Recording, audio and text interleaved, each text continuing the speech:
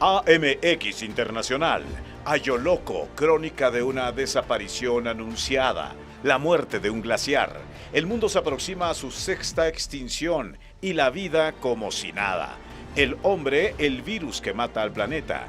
AMX Internacional, con el periodista José Luis Arévalo.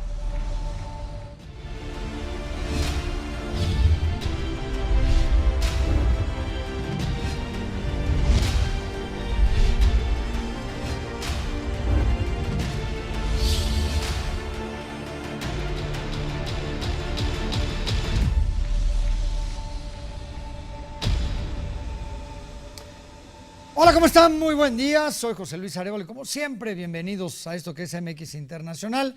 Nos da muchísimo gusto que nos permita llegar hasta usted en esta tarde de jueves. Gracias por su preferencia, gracias por su confianza y como todos los días también yo siempre digo, gracias a mis compañeros que son los que hacen posible que tengamos este programa que es cada día de mayor preferencia para usted. Créame, porque sé por qué se lo digo. Así que muchísimas gracias. Oiga, el programa del día de hoy, ya sabe que siempre este es el único programa de temas internacionales, pero que tienen generalmente una injerencia directa en el acontecer de nuestro país y, por supuesto, del Estado de México. Y hoy vamos a hablar de un tema que muchas veces a lo mejor lo hacemos a un lado, no forma parte de nuestras agendas. Es curioso, la pandemia de coronavirus dejó al descubierto muchas cosas.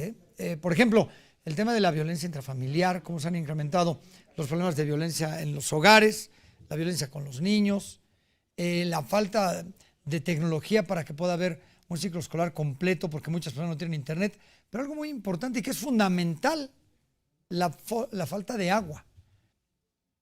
Qué cómodo es, ¿no? Cuando en nuestras casas, en cualquier lugar, abrimos la llave y sale agua, pero ¿sabe usted lo difícil, todo lo que hay detrás de esto para que llegue el agua? Todo el trabajo que hay detrás, lo que se necesita y que cada vez hay menos agua. Hoy le vamos a dedicar el programa a este problema porque el tema del cambio climático no solamente tiene que ver con que haga más calor o haga más frío, hay quienes están en contra o hay quienes están a favor, pero también un problema de falta de agua. Por muy fuerte que llueva, las presas están a muy bajo nivel y de esto no nos damos cuenta. Y luego vienen, por supuesto, las medidas que toman las autoridades y el malestar de la población pues, por la falta de agua. Así que hoy vamos a platicar de esto, es un tema muy interesante. Hay guerras a nivel mundial que ya no son nada más por petróleo o por territorio, son por falta de agua. Así que de esto vamos a platicar el día de hoy porque está muy interesante el programa. Antes de entrar en materia, déjenme ir por favor con mis compañeros Narendra García y Daniel Ibáñez, que tienen el resumen de noticias más importante de carácter internacional de las últimas horas. El mandatario interino de Perú, Francisco Sagasti, dijo que el asesinato de 16 personas por parte del grupo insurgente Sendero Luminoso no quedará impune y exhortó a no usar la tragedia nacional con fines políticos.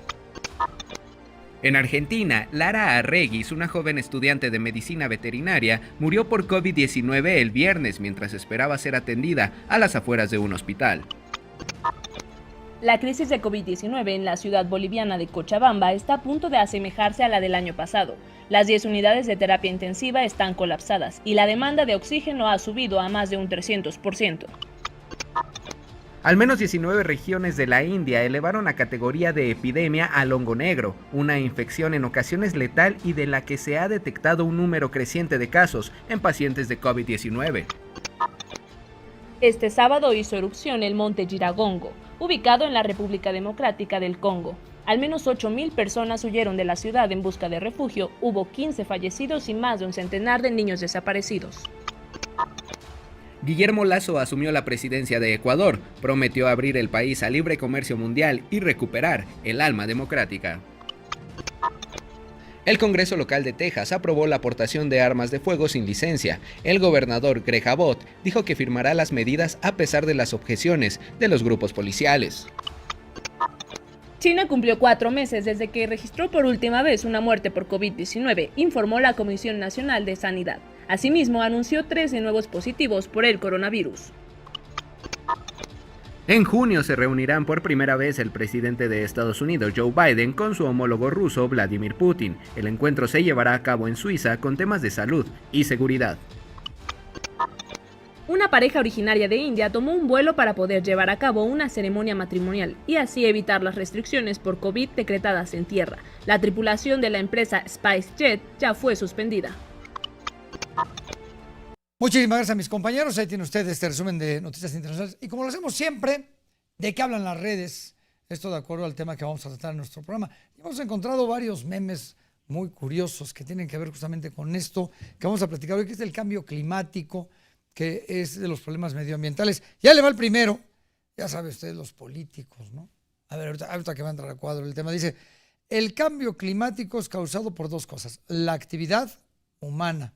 Y otro dice, y la inacción humana, es cierto. Y fíjese, hay muchos gobiernos que están a favor de mejorar las condiciones del medio ambiente, y hay otros que en lugar de ir para adelante, pues deciden ir para atrás, o simple y sencillamente no hacer algo al respecto. Ahí le va otro que encontramos que está también muy bueno. Dice, si los árboles dieran Wi-Fi, la mayoría los plantaría como locos. Lástima que sus productos, el oxígeno que respiramos, que solo producimos el oxígeno que respiramos. Ahí tiene usted. Extraordinario, ¿no? Una fotografía de alguna manifestación, muy bueno. El que sigue es clásico, ¿no? Porque siempre tenemos la mala costumbre de decir, oye, el clima está loco, ¿no? Porque hoy llueve, mañana no llueve, luego hace frío, luego hace calor.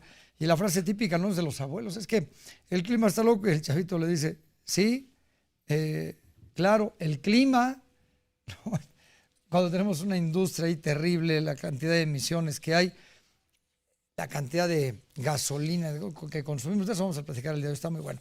Y bueno, pues antes de pasar materia, ya sabe que también nos da mucho gusto presentarle un adelanto de lo que vamos a hablar la próxima semana para que usted esté pendiente y no se pierda el programa. La próxima semana hay dos temas también muy importantes que queremos tratar con usted.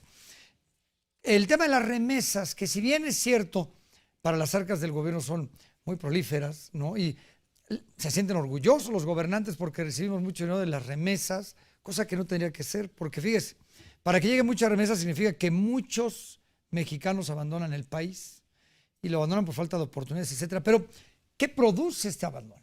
De eso vamos a platicar. Ya no vamos a platicar si los migrantes se van, no se van, si llega mucho dinero o no llega mucho dinero.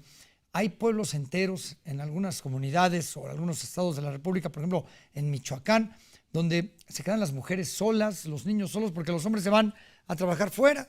Y esto trae consigo violaciones, vejaciones a las mujeres, maltrato, en fin, el daño que ocasiona el tema también de la migración. Y vamos a hablar, por supuesto, de esto que no deja de ser importante. Ya ve que hace un par de días, a principios de semana, se habló de que nos disminuyeron el nivel de seguridad aéreo en nuestro país. Lo vamos a explicar. ¿Qué tiene que ver esto y cuál es la relevancia de esto que en la presidencia de la República lo han minimizado? Y créame que sí es muy, pero muy relevante. En fin, de esto platicaremos la próxima semana. Así que bueno, ¿qué le parece si me lo permite? Vamos a empezar a entrar en materia y le vamos a platicar de este glaciar Hoyoloco. ¿Qué es el glaciar Hoyoloco y qué pasó con él? La cápsula de Miguel Ángel López Farías. Hasta hace unas cuantas décadas, en la cima del Iztaccíhuatl existían al menos 5 glaciares, que eran los responsables de que la mujer dormida se mantuviera blanca de nieve la mayor parte del año. Uno de esos macizos de hielo era el Ayoloco, que en 2001 fue declarado en peligro de extinción. Ahora, 20 años después, este glaciar porta una placa que declara su extinción, cuyo mensaje es una llamada de atención para aceptar que como humanidad no hemos tomado la responsabilidad que nos corresponde en el planeta. Los efectos no tardarán en presentarse con la disponibilidad de agua. Además, sin las masas grandes de hielo de la parte alta de las montañas, la temperatura se incrementará y a escala global inhibirá las precipitaciones. Pero esto no solamente pasa en México. La desaparición de la mayoría de los glaciares en las regiones templadas del mundo y a lo largo de la península antártica son temas que han empezado a preocuparnos a medida que nos percatamos del daño ocasionado. La escala de los impactos potenciales es incierta, pero los expertos aseguran que estamos viviendo una etapa crucial para el futuro del planeta. Los cambios podrían impulsar la escasez de agua dulce, modificaciones radicales en las condiciones de producción de alimentos o el aumento del número de muertes por inundaciones, tormentas, olas de calor y sequías. La Organización Mundial de la Salud advierte que la salud de millones de personas podría verse amenazada por el aumento de la malaria, las enfermedades transmitidas por el agua y la desnutrición. El cambio climático aumentará la frecuencia en los eventos naturales extremos. La humanidad ha sido parte de la evolución de los ecosistemas en el planeta. Nos hemos maravillado y servido de sus riquezas, pero también somos el principal causante de su destrucción. Muchísimas gracias, Miguel Ayoloco. Ahí tiene usted esta explicación tan certera como siempre de Miguel Ángel López Farías. Bueno, vamos a una pausa. Al regresar entraremos en materia con este tema del cambio climático y de la necesidad de preservar el agua, de hacer todo lo posible por no quedarnos sin agua. Volvemos. Debido a la variación de las temperaturas en distintas partes del mundo y el aumento de calor sobre la Tierra, el sector salud ha detectado enfermedades tropicales en países que nunca antes habían tenido incidencia.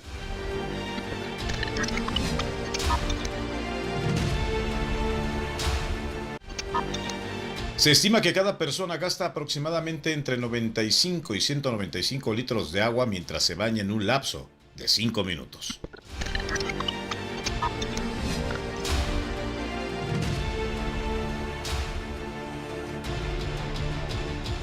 Ya estamos de regreso aquí en MX Internacional, 195 litros de agua nada más en el baño. ¿Cuántas veces nos han recomendado que durante el periodo de la ducha cerremos la llave, el agua fría cuando en lo que tarda en calentarse usted la ponga en un cubo, en una cubeta para utilizarla? En fin, tantas medidas que, créanme, las ignoramos y muchas veces no nos damos cuenta hasta que no tenemos agua, hasta que no abrimos la llave y deja de salir, y ahí es cuando nos espantamos. Y en el caso de la Ciudad de México, imagínense todo el proceso que hay para subir el agua a tantos metros de altura, ¿no?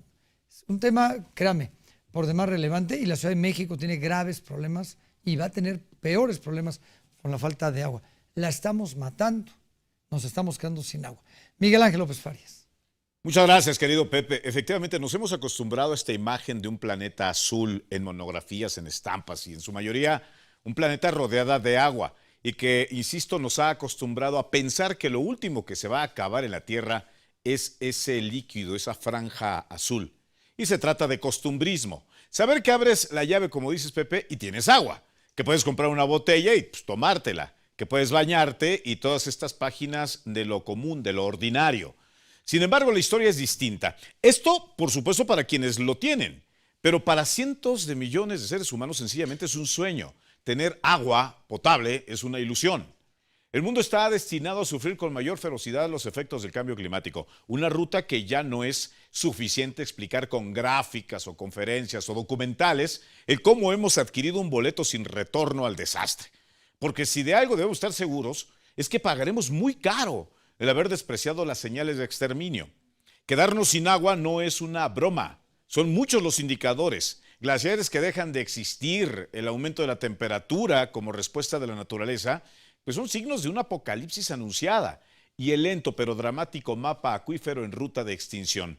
Digo, deberían mover al mundo entero en una lógica de defensa, de rescate, pero parece que nada es suficiente mientras las acciones sean tibias y egoístas. Hay que ser claros.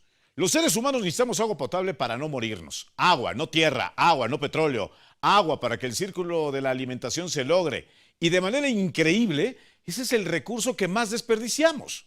Si creíamos que somos espectadores cuando en las noticias se habla del derretimiento de glaciares o que los ríos mueren, no, en realidad somos los principales actores de un final que nos hará gritar de dolor, tanto a nosotros como a nuestros hijos o a los nietos. Cuando nada crezca o que respire porque matamos el único recurso que provoca que la vida se dé, el agua, Pepe. Así es, Mike. Me encantan algunas de las frases que comentas ahí, que nos van a servir ahorita para la entrevista. Muchas gracias, Mike. Regresamos contigo al ratito.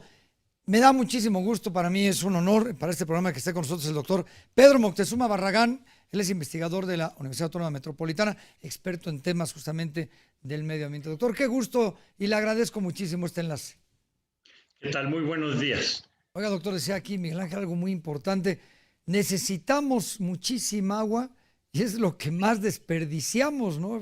Me encanta esta frase porque además ni siquiera hay una política pública que digan, oiga, a partir de ahora, digo, hay supuestos castigos, pero la gente desperdicia el agua y los gobiernos no hacen nada, ¿verdad? Efectivamente, lo que han señalado a lo largo de este programa es muy cierto. Estamos en una situación de alto riesgo. Pero también esa situación nos ha movido a muchas mexicanas, mexicanos, y no de hoy, sino de tiempo atrás, a buscar una alternativa. Nosotros en los atlas municipales para la zona sureste del Estado de México, que publicamos en 1999, presentábamos ya este pronóstico y poníamos el foco rojo a partir de 2010. Estábamos en 1999. Bueno, estamos en 2021, ya estamos con el foco rojo y afortunadamente no nos toma poco preparados.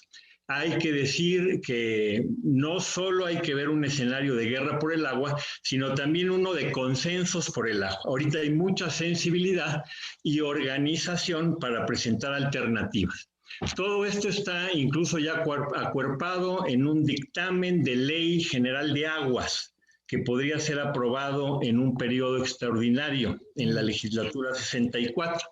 Y en esta ley precisamente se plantea darle la vuelta a esas prácticas que usted menciona que ya no son sustentables.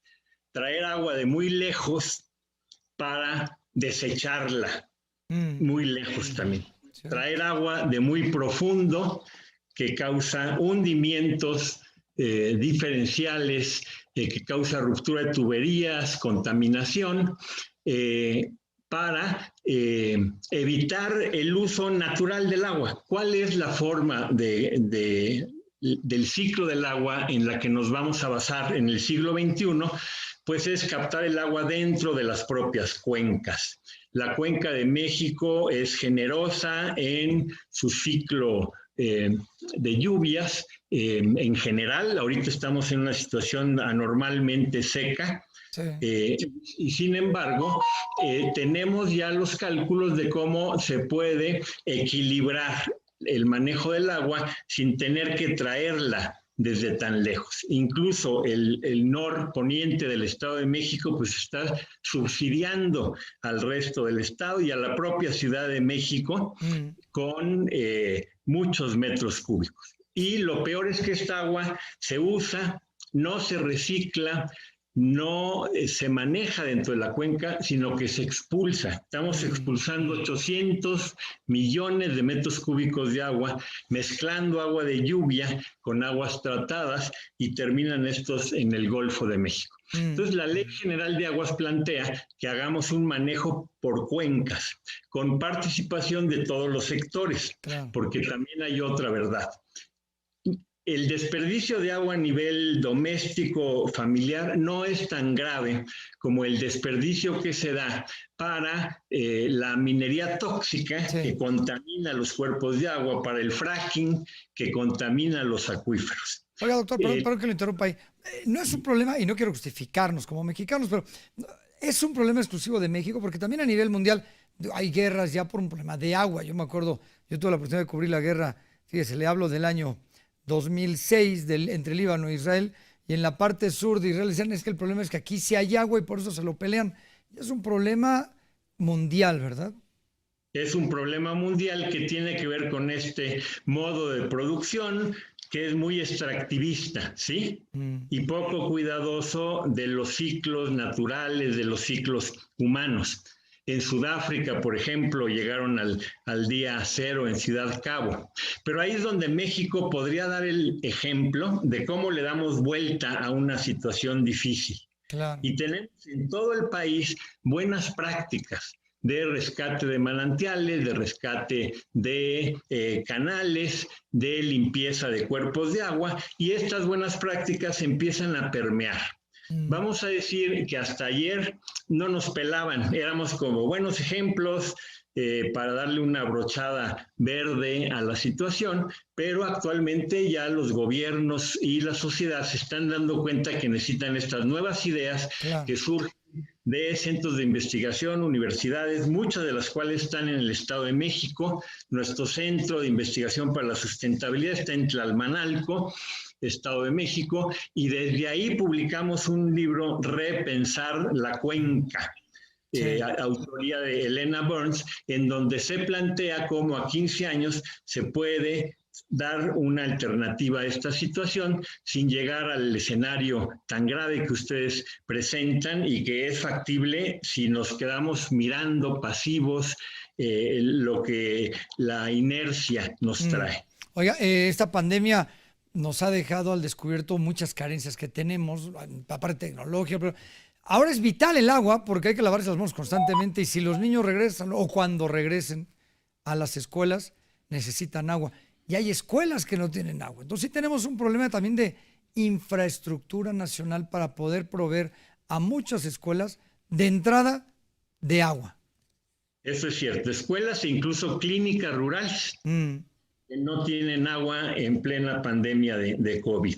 Hay técnicas de captación de agua de lluvia en techos de escuelas, en techos de mercados, que pueden ayudar a mitigar esta situación, y también una política de redistribución de la infraestructura. De modo que el agua vaya no solo a donde están las grandes residencias, los grandes negocios, sino que sea parejo. Y eso lo plantea la Constitución. En su artículo 4, reformado en 2012, plantea que el agua tiene que ser de acceso equitativo para todas las mexicanas y mexicanos y sustentable, o sea, sin dañar el medio ambiente. Oiga, lo que es peor es que hay gente que dice, yo pago el agua y la puedo desperdiciar como quiera. Hay una falta de conciencia, ¿verdad, doctor?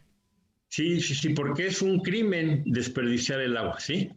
Uno no puede pagar por hacer cosas incorrectas. Claro. ¿Qué nos hará tocar fondo, doctor? Nos queda aquí un minuto.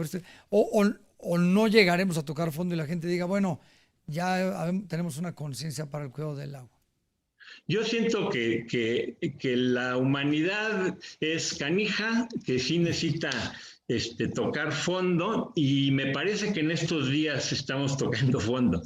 Yo siento que ya la situación es muy visible. Todos estos incendios que se han dado en el país, en California, esta sequía extrema en el 85% del país, incluso en el Estado de México, pues vivimos esta sequía un poco más moderada. Sin embargo, el agua que nos viene de Michoacán, ahí está Cuenca Alta, ya está en una zona de sequía severa, y además se han aumentado otros usos que han hecho que las presas ya no se llenen. Creo que esto también ha preocupado a las autoridades. ¿Qué no decir de la pandemia? Y entonces, como ustedes dicen en el programa, los 4 jinetes del apocalipsis ya andan cabalgando por ahí, pero por eso ya nos previnieron de que este momento entonces es de cambio, es de transformación para adecuarnos como humanidad. Por eso somos inteligentes, otra forma de vida, otra forma de producir más armónica con la naturaleza y entre nosotros mismos. Oiga, pues qué honor para nosotros que nos acompañe aquí en el programa. Le mando un abrazo con todo cariño y respeto, doctor. Muchas gracias. Gracias, y a su auditorio, y no perdamos la esperanza, hay mucho que hacer todavía. Claro que sí, doctor. Un fuerte abrazo, muchas gracias. Hasta pronto. Extraordinario punto de vista el doctor Pedro Moctezuma Barragán. Ya les decía, yo es el investigador de la Universidad Autónoma Metropolitana y experto en temas de protección al medio ambiente. Ahí está su punto de vista muy certero. Vamos a una pausa y regresamos con más de este tema del cambio climático y el cuidado del agua en México y a nivel mundial. Volvemos. De acuerdo con el documento de la Comisión Europea, China, Estados Unidos, India y Rusia son los países que más contaminan, pues emiten el 55% del CO2 mundial, mientras que México aporta el 1.2%.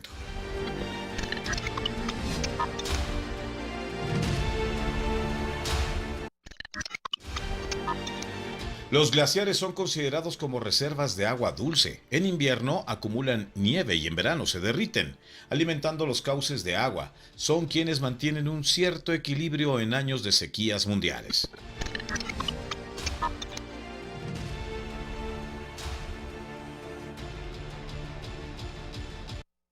Ya estamos aquí de regreso. Fíjense, le voy a dar un dato por demás interesante. Si algo caracterizaba o ha caracterizado siempre la construcción o la edificación de grandes ciudades, es que antiguamente se hacía en las laderas de los ríos. un muy buen ejemplo, por ejemplo, la Ciudad de México, ¿no? Si usted quiere, sobre un lago y muchos ríos que tenía la Ciudad de México. Pero, por ejemplo, las ciudades europeas, París empezó a la ladera del río Sena, todas las grandes ciudades, Madrid. ¿Por qué? Porque la gente tiene esa necesidad de estar cerca del agua, pues para poder vivir normalmente. Ahora, ¿a dónde se cimentan las grandes ciudades? Pues no hay dónde, no hay agua. Entonces, mucha gente tiene que emigrar, por muchas razones. Usted quiere, oiga, las persecuciones políticas, que si la guerra, pero siempre a un lugar donde el clima sea favorable y donde haya agua. Hay migración por temas de agua. Miguel Ángel López Farías. Es correcto, querido Pepe. Fíjate que el planeta, lo sabemos, sufre un acelerado desgaste y sus signos son de una cruel enfermedad producida por uno de los virus más agresivos, el ser humano. Desde la Revolución Industrial, el hombre hizo del crecimiento económico una obsesiva meta que ha implicado romper con los equilibrios de la naturaleza. Esta Biblia del consumismo ha reclutado a todas las razas para crucificar a un planeta indefenso, que su único pecado es habernos visto nacer y crecer. Y todos los días nos lavamos las manos ante el sufrimiento de esta gran casa azul. Pero los excesos se pagan. Y lo que antes era un fenómeno de migración por guerras o conflictos políticos, ahora es porque el clima en distintas regiones ya no es amable y se cobra con la vida de sus habitantes lo que en otras geografías se comete. Los seres humanos hemos comenzado a sufrir el éxodo. Hoy es lento, gradual, pero la tierra y sus nuevos campos áridos, sus bosques sin vida y sus ríos contaminados nos irán expulsando poco a poco de lo que en algún momento fue nuestro paraíso. Somos miles de millones los vecinos en este gran patio y el planeta no da abasto para satisfacer los brutales niveles de consumo. Como plaga hemos ido degradando los entornos, cerrándonos las puertas, asfixiando lentamente la posibilidad de que los que nos siguen tengan las mismas ventajas que nuestros padres o abuelos tuvieron. Vaya epitafio. Aquí yace un ser vivo, uno azul, un buen amigo que fue envenenado por sus hijos, Pepe. Así es, Mike. Extraordinario, extraordinaria manera de ver este problema con el que estamos con el tema del agua y cómo la gente ha tenido que buscar mejores condiciones de clima, mejores oportunidades para vivir, en fin, todo tiene que llevar consigo. Y cómo nos estamos acabando de alguna manera el planeta, lo estamos extinguiendo. Habrá quien diga que no es cierto, pero mire, es real, entre la basura en los ríos que hacen problemas de inundaciones, entre ocupar, el agua tiene memoria y siempre busca su mismo cauce, invadimos su territorio y regrese, por eso las inundaciones, entre la industria, tantas cosas que están afectando y que no nos damos cuenta que nosotros somos los que estamos extinguiendo nuestro planeta. ¿Qué le vamos a dejar a nuestros hijos o nietos? Ya veremos. Pero por eso nuestro personaje el día de hoy es la extinción. Cierto es que se han gastado millones de hojas de papel y cartuchos de tinta con el afán de mostrarnos, por medio del séptimo arte, las 1001 posibilidades con las que cuenta la humanidad para llegar a un inminente exterminio.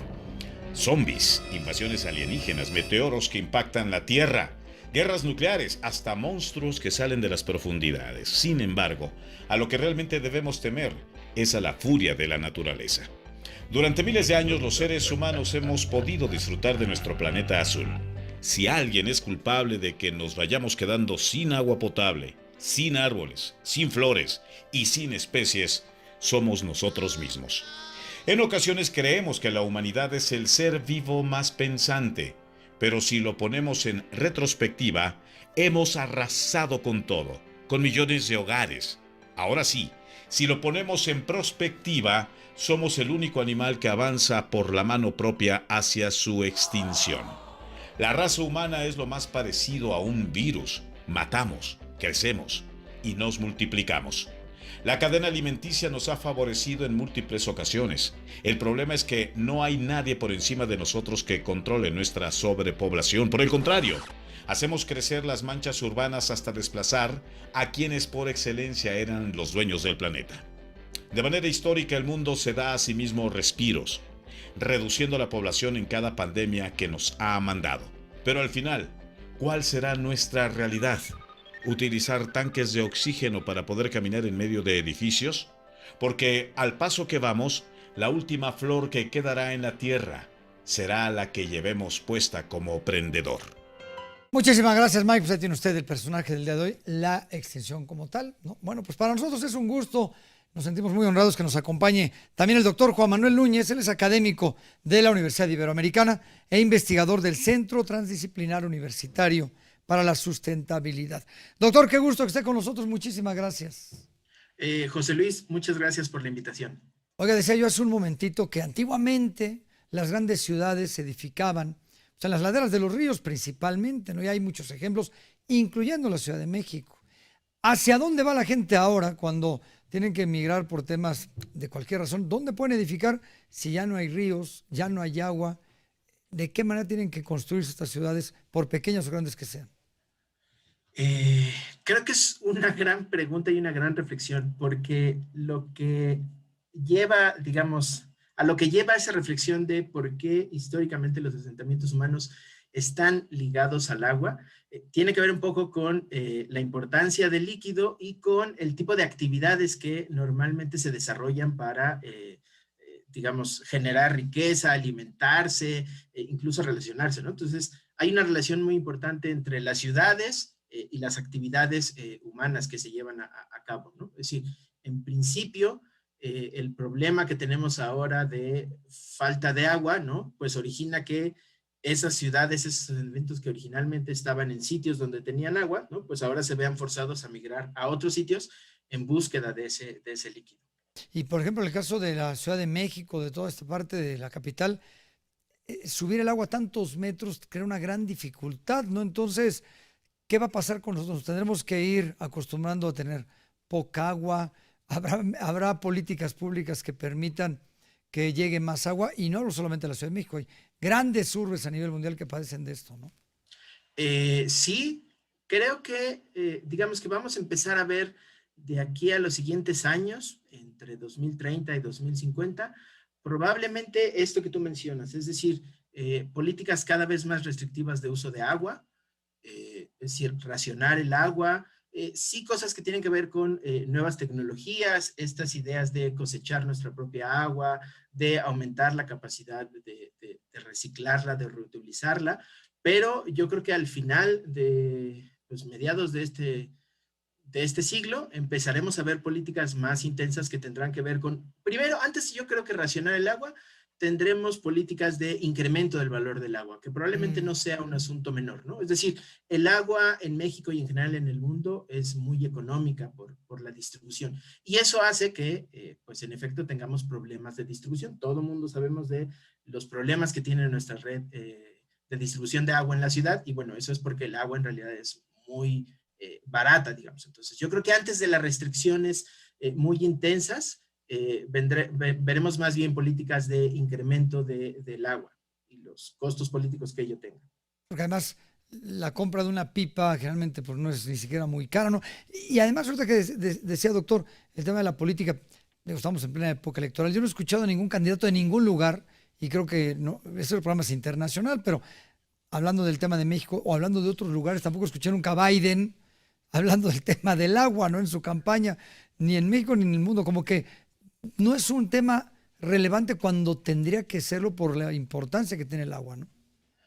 Sí, y probablemente su importancia tenga que ver mucho con la manera en que se implica con otros temas, ¿no? Por ejemplo, en el caso de la migración, ¿no? Es decir, es difícil poder ver exactamente un proceso de migración que sea disparado completa y absolutamente por cuestiones, por ejemplo, de cambio climático, ¿no? En Medio Oriente, en el norte de África hay, digamos, migraciones, pero también tiene que ver con la violencia, ¿no? En Centroamérica hay un problema grave, digamos, de escasez de agua por una sequía que se ha ido cada vez incrementando mayormente, pero, digamos, también hay un tema ahí de violencia, de falta de oportunidades, que, digamos, difícilmente lo pone en la política. Entonces, creo que el tema del agua siempre está ahí, pero más bien está en relación con otros temas, ¿no? Con el de la migración, con el de la pobreza.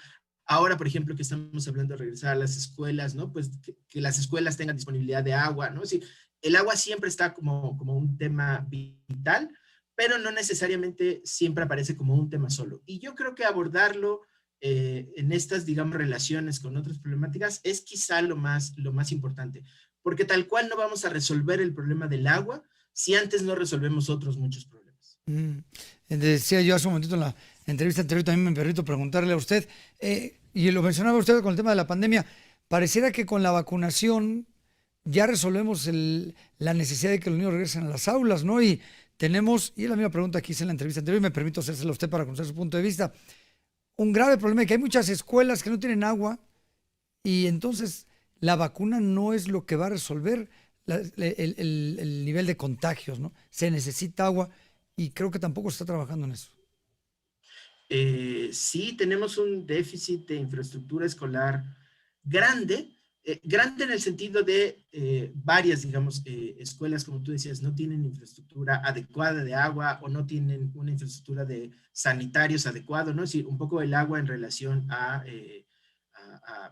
tener condiciones adecuadas de sanitización, de higiene, ¿no? Creo que ese es un poco el tema con varias escuelas en el entorno de lo rural y en algunos casos también en las periferias de lo urbano. Entonces, sí creo que con este regreso a clases debería de hacerse más visible un fortalecimiento de esta infraestructura escolar.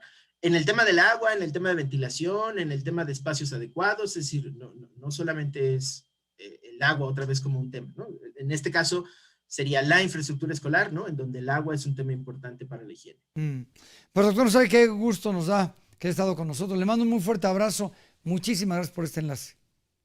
Al contrario, José Luis, mucho gusto y saludos a la audiencia. Qué amable, doctor. Muchísimas gracias. Es el doctor Juan Manuel Núñez, académico de la Universidad Iberoamericana.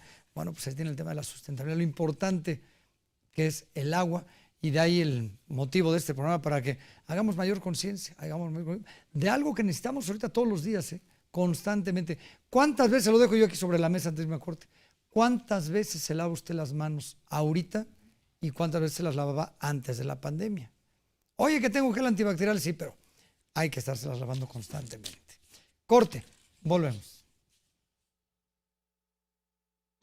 El índice de rendimiento ambiental muestra que los 5 países con mayor enfoque y desarrollo ecológico del mundo son Suiza, Francia, Dinamarca, Malta y Suecia.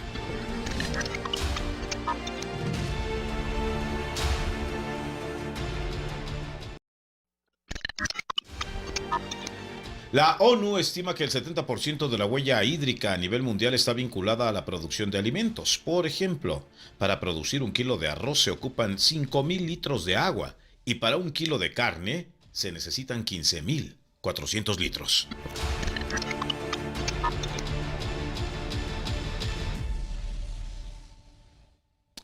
Ya estamos aquí de regreso en nuestro último bloque del programa del día de hoy.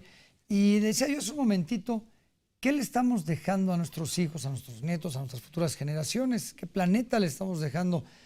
Todos, políticos, periodistas, doctores, lo que sea, en un tema tan importante como lo hemos venido estudiando a lo largo del programa, como es el tema del agua tan necesario.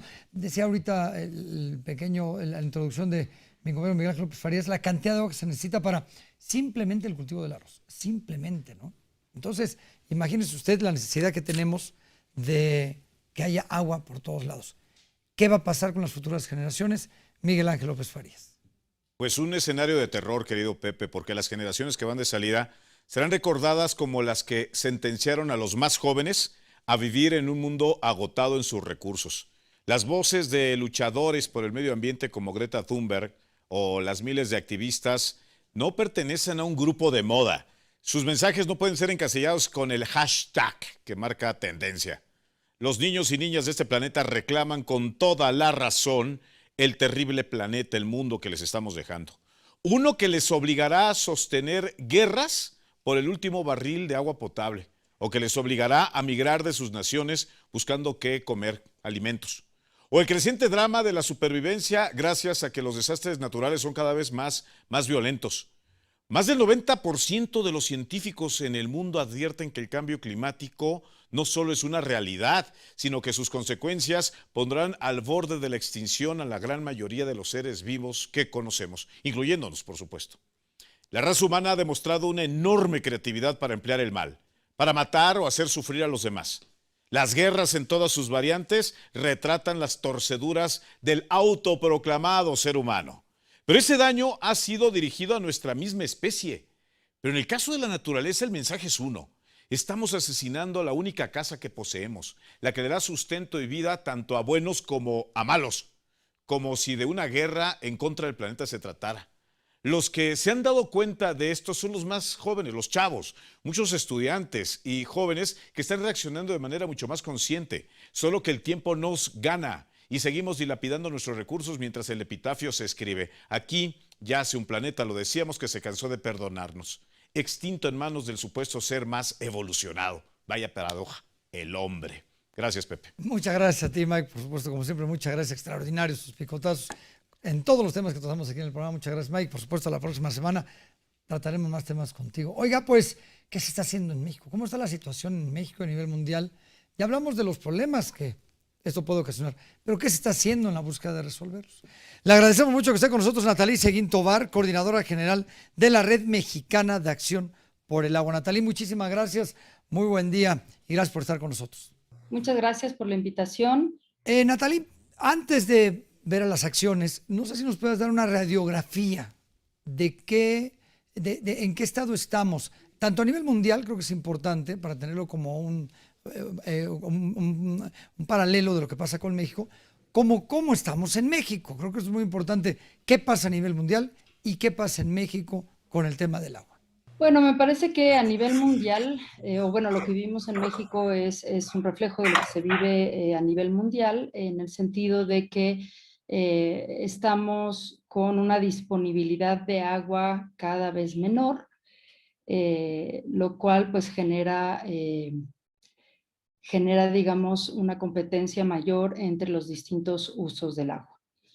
En particular, y me voy a centrar en México, tenemos una situación en donde hay un gran acaparamiento del agua, generado principalmente por nuestra propia legislación y por la falta de respeto, digamos, a las normas.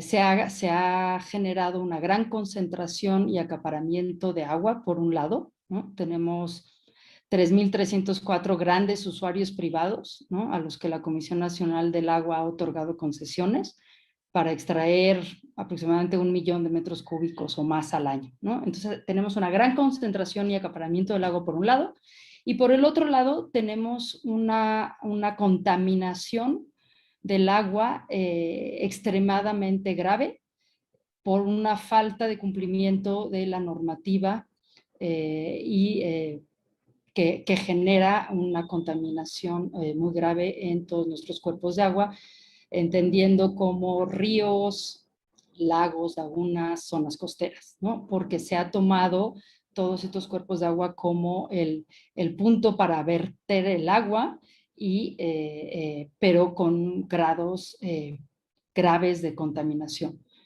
Entonces, estos son, digamos, las dos situaciones que generan que en México pues haya disminuido ampliamente la disponibilidad del agua, porque hay que entender que la disponibilidad del agua, estamos hablando de disponibilidad de agua adecuada para el uso humano y para incluso el uso agrícola, pero depende mucho de la calidad de agua cuando hablamos de disponibilidad, ¿no? Así está la situación y no hay propuestas o no hay políticas públicas, ¿verdad? Porque, bueno, por ejemplo, en el caso de México, estamos en plena etapa electoral y yo decía hace un ratito en una entrevista, no he escuchado a algún candidato hablar sobre el tema del agua. Hablamos de todo, pero el tema del agua, que es tan fundamental, nadie lo trae sobre la mesa como para que crear conciencia es una propuesta importante de campaña, como para votar por este candidato, ¿verdad? Bueno, es importante mencionar que, bueno, la gravedad en la que nos encontramos es generada justamente por un modelo de gestión, ¿no? Un modelo de gestión que por un lado está acaparando el agua a un grupo, digamos, de usuarios que tienen, digamos, el poder económico, dejando muy poca, digamos, disponibilidad de agua para el resto de los usuarios, incluyendo el consumo humano, ¿no? El uso y consumo humano. Pero insisto, esto es el resultado de una mala práctica de la gestión del agua, de una gestión de agua que no entiende el agua en su totalidad, que la segmenta y en cierta forma la gestiona de manera que no permite y no respeta el ciclo completo del agua. Y por ello me refiero a que no se plantean modelos de gestión que estén cuidando de las zonas, digamos, y de los ecosistemas y zonas que permiten recarga de agua, que permiten la infiltración en los suelos. Eso no entra dentro del modelo de gestión, y ese ha sido un grave error en el modelo de gestión. El propio modelo de gestión que maneja la Conagua pues ha permitido, y insisto, no es únicamente la Conagua, es una legislación que permite el concesionamiento y el acaparamiento de estas concesiones por unos cuantos usuarios. Entonces, el estrés hídrico o digamos, este desabasto que se vive tiene que ver con este modelo de gestión, ¿no? No es una cuestión, ni climática, ni es una cuestión de sequía per se, ¿no? Se utiliza el término de sequía, bueno, estamos viviendo una sequía, pero no forzosamente esa es la razón por la cual hay un desabasto para la población. Y entonces, en ese sentido, regresando, digamos, a la pregunta que hace usted, bueno, en términos de estas campañas, bueno, no voy a comentar nada particularmente sobre los partidos políticos en particular, pero sí quisiera comentar la importancia de que todos estos partidos políticos tendrían que estar pensando en una agenda ambiental, tendrían que estar pensando en una agenda que permita una gestión integral, una gestión que respete el ciclo completo del agua en la propuesta, digamos, de política que estarían haciendo. Eso es lo que tendríamos que estar viendo hoy en día en todas las propuestas políticas en esta temporada de gestión, ¿no? Y quisiera ahondar un poquito más en el tema del ciclo del agua, porque realmente otro de los elementos que se tendría que estar pensando en estas propuestas, digamos, de campaña, es que se haga, que se permita conocer y entender mejor el ciclo completo del agua. Y con ello quisiera como subrayar el tema del agua subterránea. Actualmente este es uno de los, digamos, de los espacios en donde no se tiene realmente información, ¿no? Y hay que empezar a ligar varios aspectos. La disponibilidad del agua depende de la calidad del agua y depende en realidad de un cálculo, ¿no?, que se hace generalmente sobre la cantidad de agua que llueve, la que se infiltra, la que se evapora, y luego se hace, para digamos, medir el estrés hídrico es cuando tú tienes una demanda que es superior a esta disponibilidad. Pero si la disponibilidad no está medida correctamente, entonces, ¿qué estamos midiendo? ¿Por qué estamos diciendo que tenemos un estrés hídrico? Es conocido que se dice que en el norte no hay agua. Claro que hay agua. Lo que pasa es que está en el subsuelo. Estos mapas que se han visto en donde los estados del norte, centro-norte, están en rojo porque no hay agua, esto es, para mí, es un mito que tenemos que ir rompiendo, porque en realidad lo que están planteando en estos mapas es simplemente una disponibilidad que está calculada en el agua que llueve, en la que se infiltra y luego la que sacan, en base a la que piensan que se infiltró y se llegó a recargar. Pero no tenemos en México unos estudios suficientemente profundos sobre la cantidad de agua que tenemos en el subsuelo. No se han hecho los estudios adecuados sobre los flujos subterráneos que recorren nuestro país.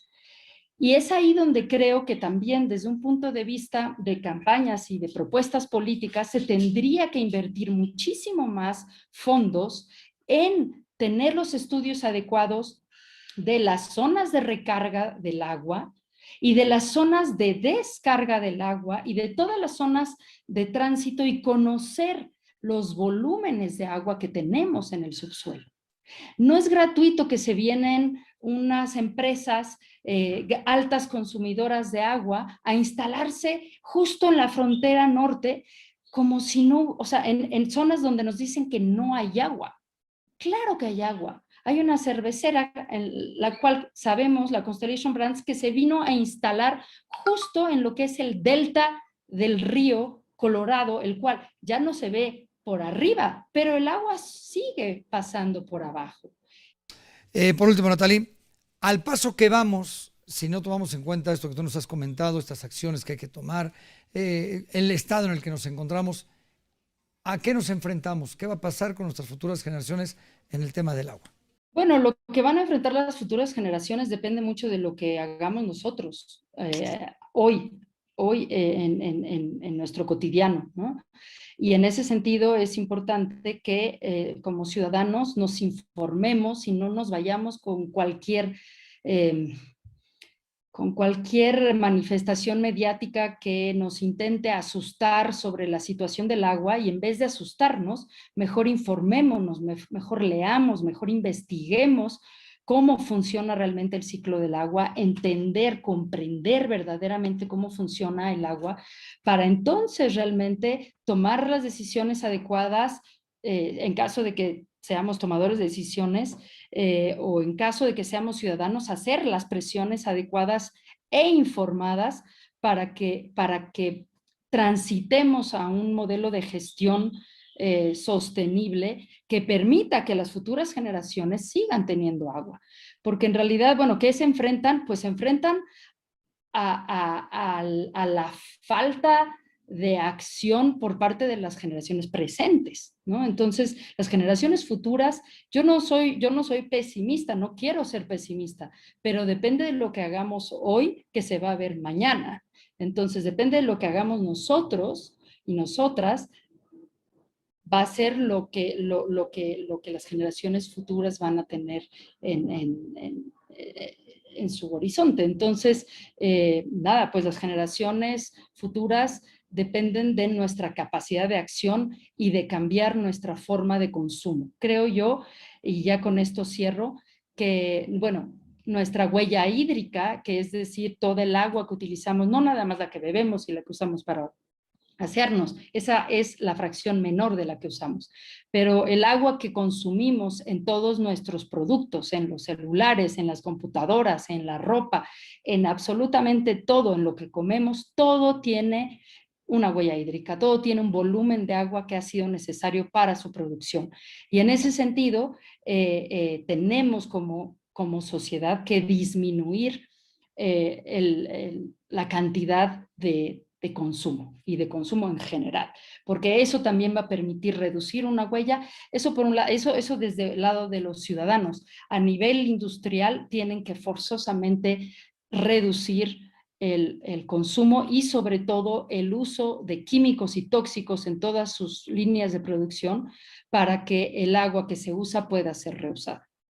Muy bien, Natalie, pues muchísimas gracias. No sabes cuánto agradecemos este enlace y por supuesto que estaremos molestándote más adelante. Muchas gracias. Ahí la tiene usted, Natalie Tovar. Ella es coordinadora general de la Red Mexicana de Acción por el Agua. Pues vaya tema, mire, podemos recomendar tantas cosas que durante tantos años nos han dicho con el tema del agua. Decíamos hace ratito en el corte lo importante que es, inclusive cuando nos vamos a bañar, poner una cubeta para el agua que está fría, la podamos reciclar en lugar, fíjese, hasta por el tema económico, en lugar de que usted vaya a la tienda a comprar un garrafón de agua, pues ya lo tiene usted ahí. En fin, hay tantas medidas que podemos empezar desde casa y que a la larga nos va a traer muchos más beneficios. Ahí lo dejamos sobre la mesa. A nombre de este gran equipo, como siempre, muchísimas, pero muchísimas gracias. Sabe, lo esperamos la próxima semana en una emisión más de AMX Internacional. Este programa se repite el sábado, no se lo pierda, no se lo pierda. Muchísimas gracias, pásela bien y hasta la próxima.